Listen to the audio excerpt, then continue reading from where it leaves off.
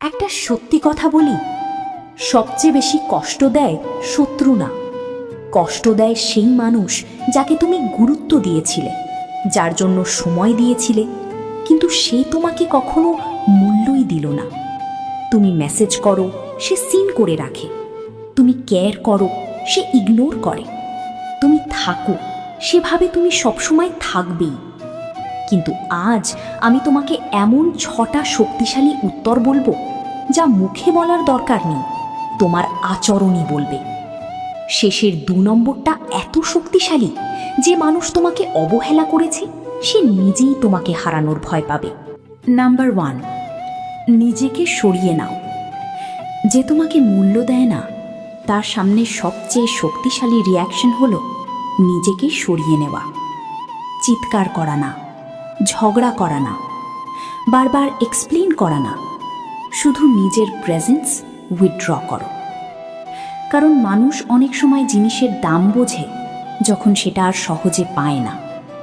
তুমি যদি সবসময় অ্যাভেলেবল থাকো তাহলে তোমাকে নর্মাল মনে হবে, কিন্তু যেদিন তুমি নিজের সময়, নিজের এনার্জি, নিজের ভ্যালিউ ফিরিয়ে নেবে, সেদিন সে প্রথমবার ভাববে ও এত চুপ কেন।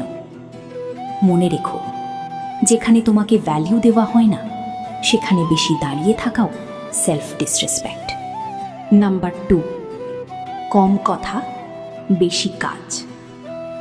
যে মানুষ তোমাকে গুরুত্ব দেয় না তার সামনে হাজার কথা বলে লাভ নেই, কারণ যে শুনতে চায় না তার কানে সত্যিও পৌঁছায় না।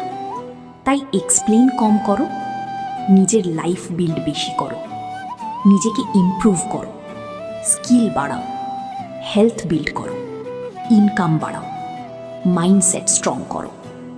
যখন তুমি গ্রো করবে তখন তোমার সাইলেন্সই সবচেয়ে বড় উত্তর হবে। কারণ কিছু মানুষ কথা বুঝে না, রেজাল্ট বুঝে। তুমি যখন বদলে যাবে তখন সে বুঝবে কি হারিয়েছে। কিন্তু এখন যেটা বলবো এটা বেশিরভাগ মানুষ লাইফে ভুল করে, আর এজন্যই রেসপেক্ট হারায়। নাম্বার 3, অ্যাটেনশন ভিক্ষা করো না।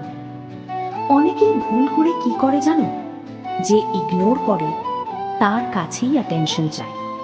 কেন রিপ্লাই দিলে না, আমাকে কেন গুরুত্ব দিচ্ছ না, আমি কি ভুল করলাম? এই প্রশ্নগুলো তোমার ভ্যালু কমিয়ে দেয়। যে তোমাকে বুঝতে চায় সে এক্সপ্লেনেশন ছাড়াই বুঝবে, যে বুঝতেই চায় না তাকে বোঝানো বেস্ট। অ্যাটেনশন চাইলে সাময়িক সিম্পাথি পেতে পারো, কিন্তু রেসপেক্ট হারাবে। নিজেকে এমন বানাও যাতে অ্যাটেনশন চেজ করতে না হয়, মানুষ নিজে থেকেই নোটিস করে। নাম্বার 4, ইমোশন কন্ট্রোল করো। তুমি যত বেশি ইমোশনাল রিয়াকশন দেবে তত বেশি কন্ট্রোল অন্যের হাতে যাবে। সে ইগনোর করলো, তুমি ভেঙে পড়লে। সে দূরে গেল, তুমি প্যানিক করলে। সে কথা বলল না, তোমার রাতের ঘুম উড়ে গেল। এভাবে তুমি নিজের পাওয়ার দিয়ে দিচ্ছ। স্ট্রং মানুষ ইমোশন ফিল করে, কিন্তু ইমোশন দ্বারা কন্ট্রোলড হয় না। শান্ত থাকো, ধীরে রেসপন্ড করো, নিজেকে সামলাও। কারণ কাম মাইন্ড সবসময় ডেসপারেট মাইন্ডের চেয়ে পাওয়ারফুল। নাম্বার 5, নিজের ভ্যালু নিজে ঠিক করো।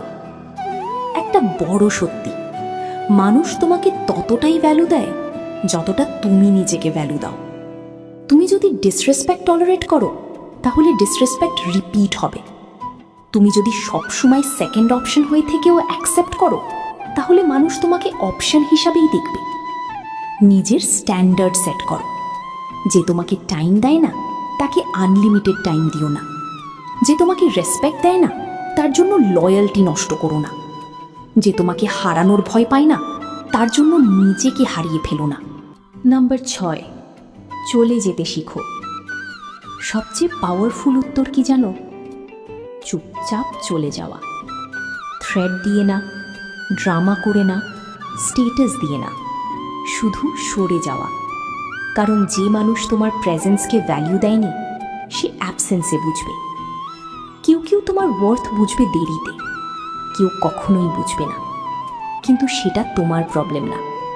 তোমার কাজ হলো যেখানে রেসপেক্ট নেই সেখান থেকে বেরিয়ে আসা।